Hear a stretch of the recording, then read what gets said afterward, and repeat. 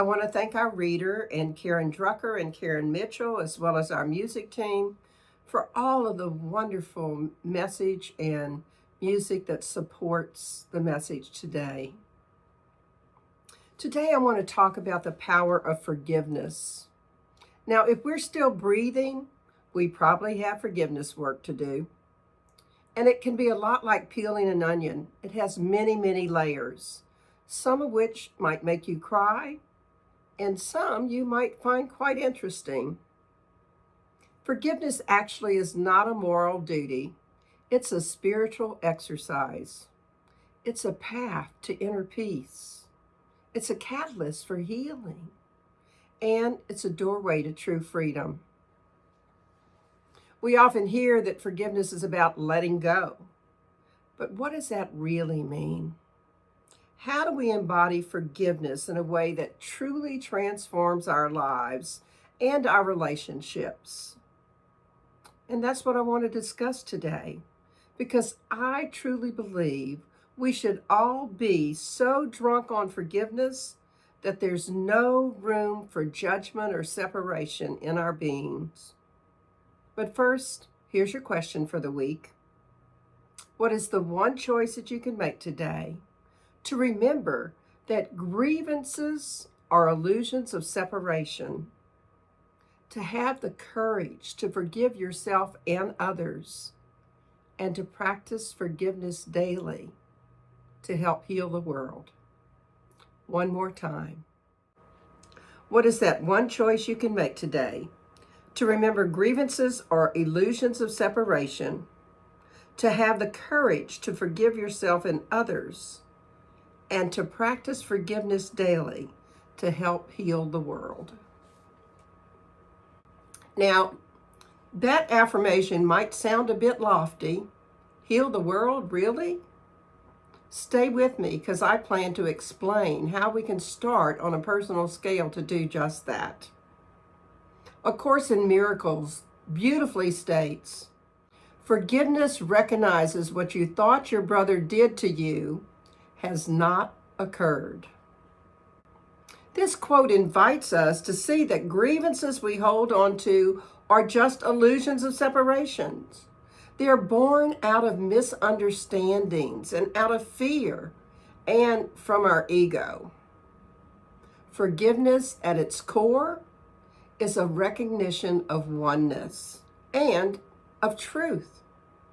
It's a conscious choice to see beyond the surface of conflict, pain, separation, and to see to the underlying reality that we're all connected.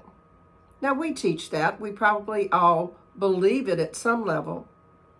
And yet, our ego insists on judgment, insisting that someone must be right and someone must be wrong. This win-lose approach to life, clinging to the past, constantly replaying hurts and injustices, is what the ego wants. Forgiveness, on the other hand, asks us to release that burden, to recognizing it's not about condoning harmful behavior, and it is about freeing ourselves from the emotional chains that keep us tied to the past. Remember that old commercial about Mikey? Try it, you'll like it. That's what I want to suggest to you today about forgiveness. Try it. You'll like it. A Course in Miracles also tells us forgiveness is the key to happiness. One of the greatest gifts of forgiveness is the peace that it brings to our hearts and our minds. When we forgive, we release ourselves from the prison of resentment, anger, bitterness. Those emotions are heavy.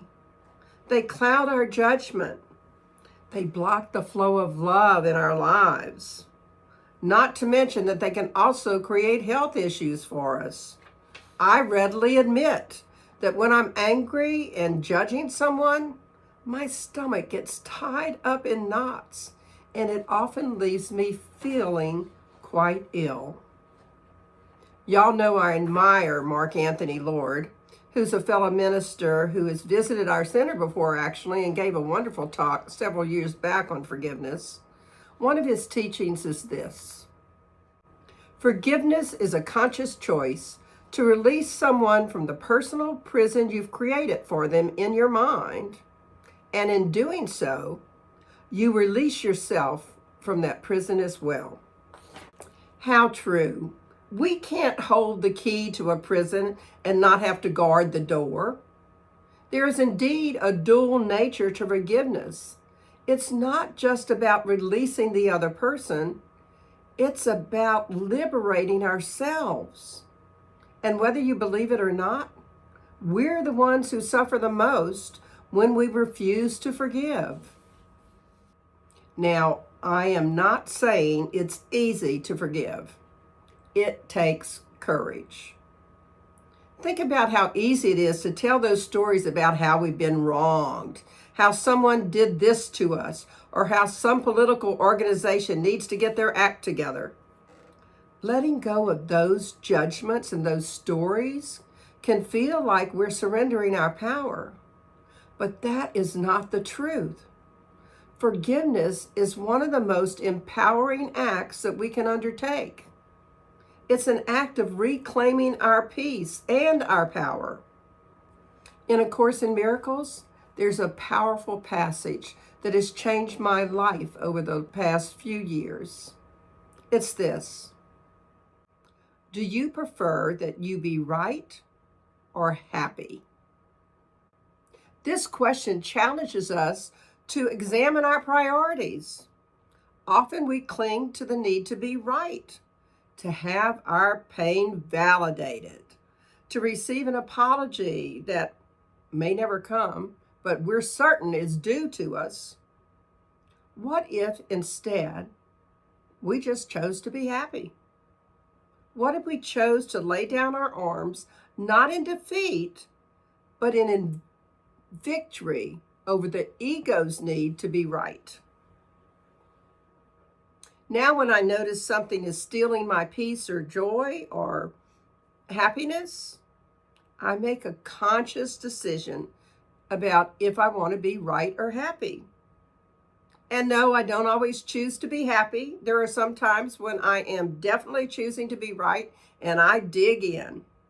But frankly, those times never work very well for me, and they often end up with me feeling miserable.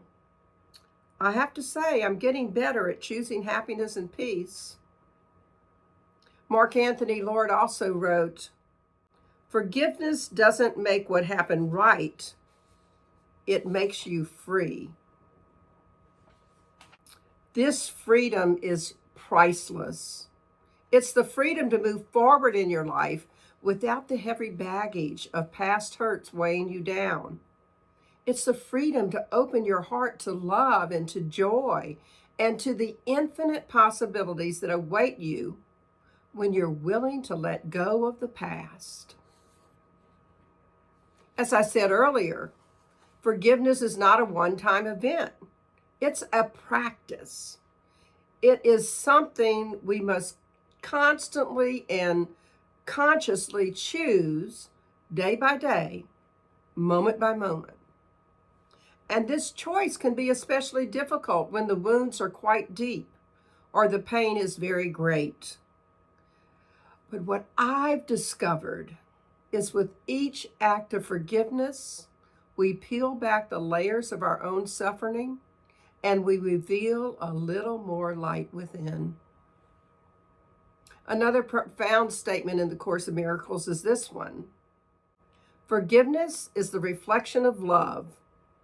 The way to heal the world is through love and forgiveness. That gem bears repeating. Forgiveness is the reflection of love. The way to heal the world is through love and forgiveness. Our world could use a lot of healing right now. Don't you agree with me? And it starts with each one of us.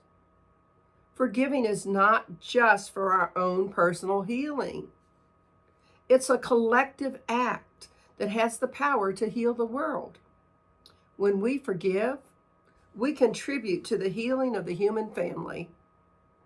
Each healing creates ripples of peace that extend far beyond our immediate circumstances.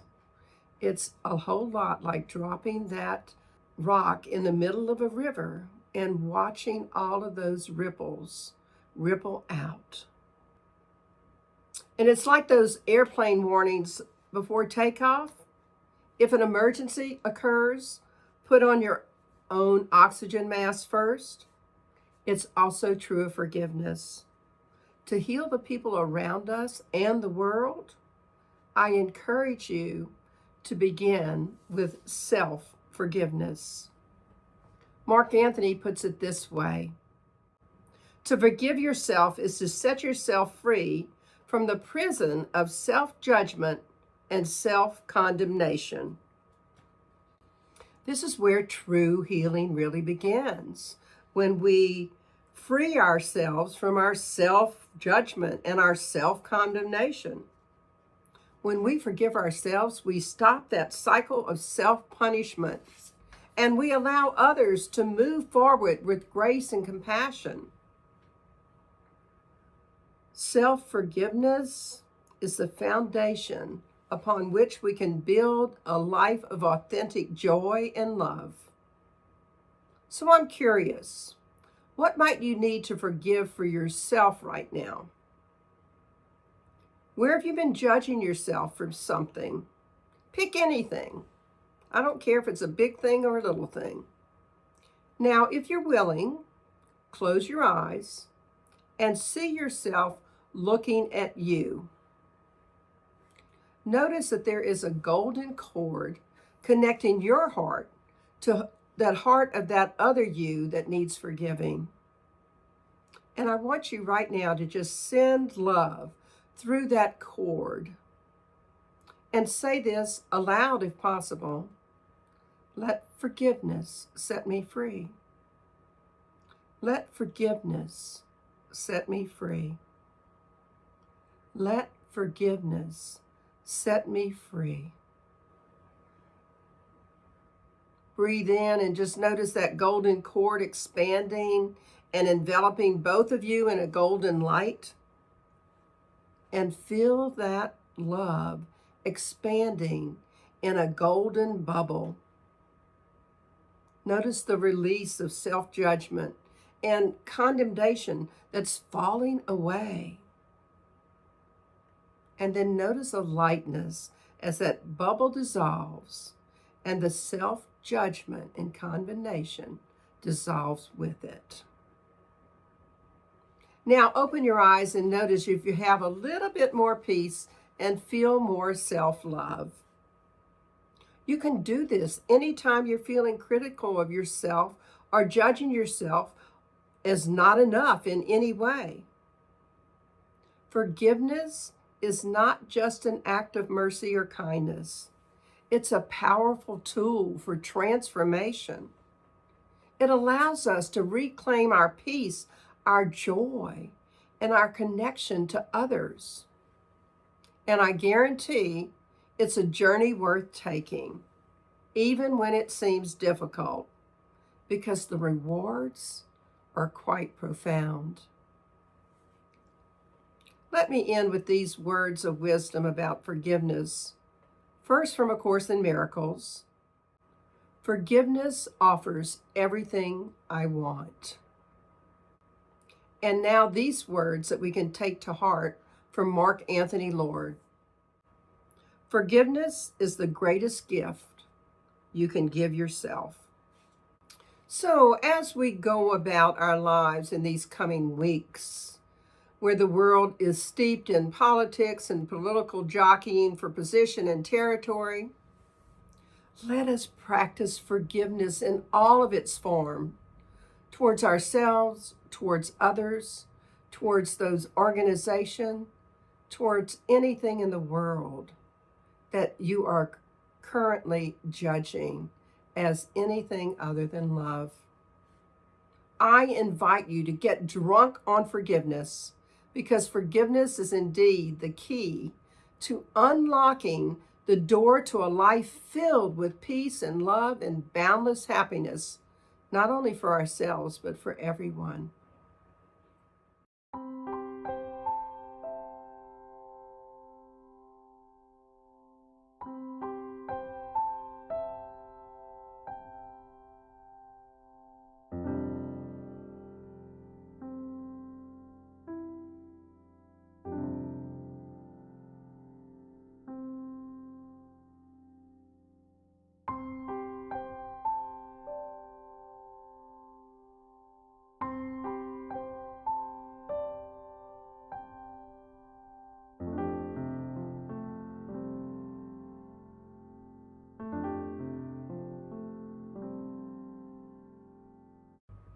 And so, in summary, how might you step fully into forgiveness of yourself and others? Well, first of all, recognize that forgiveness is about letting go, and let go of those grievances and those judgments that you've been holding. Know that forgiveness is a choice that liberates you. Have the courage to forgive. Let go of those stories about being wronged and rather ask, do I prefer to be right or happy?